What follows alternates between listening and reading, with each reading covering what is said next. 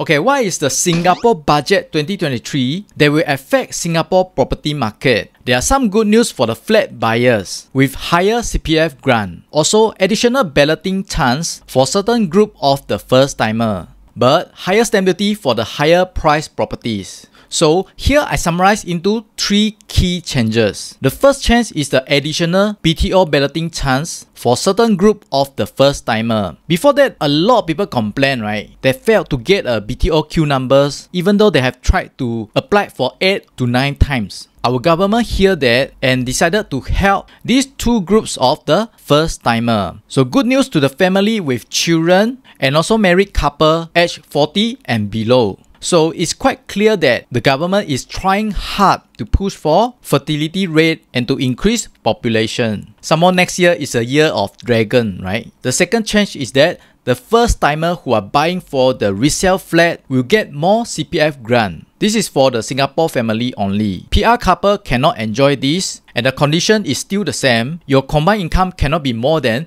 14,000 and you did not sell any private properties in the last 30 months. For Singaporean family who are buying for the 4-room flat or smaller units, your CPF grant is now 80,000. Whereas the 5-room flats and bigger units, your CPF grant is now 50,000. And for the single above 35 years old, with the income not more than 7,000, you get half of the amount. So what could be the impact for this? Since the last September, private property owners above 55 years old are not allowed to downgrade to 5-room flat or bigger units, which means the biggest unit that they can buy is the 4-room flat.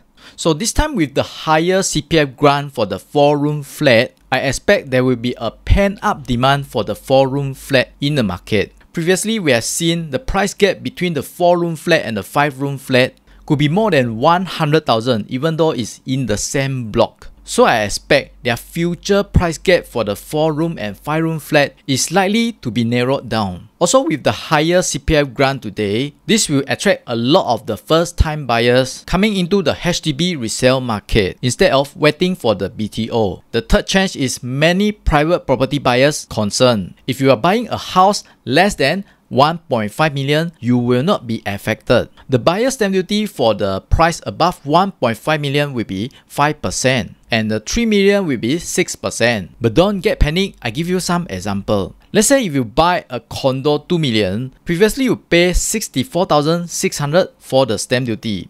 Now you have to pay 69,600, which is 5,000 extra. In other words, if you buy a property above 1.5 million, for every 100,000 higher, you got to pay extra 1,000 only. But for the OTP granted on or before 14 February, you still use the old stamp duty calculator and you must exercise by 7 March. In my opinion, this is not going to impact the private property market, except for the ultra luxury segment. And here is the formula to calculate the new buyer stamp duty. In addition, there will be increase in the monthly income ceiling for CPF contribution. Currently, your CPF contribution is capped at 1,200 for the salary above 6,000. And in the near future, the CPF monthly salary ceiling will be increased to 8,000. However, this will not affect the residential market because the money inside your CPF ordinary account can be used for property purchase. So, are you happy with the Valentine's present?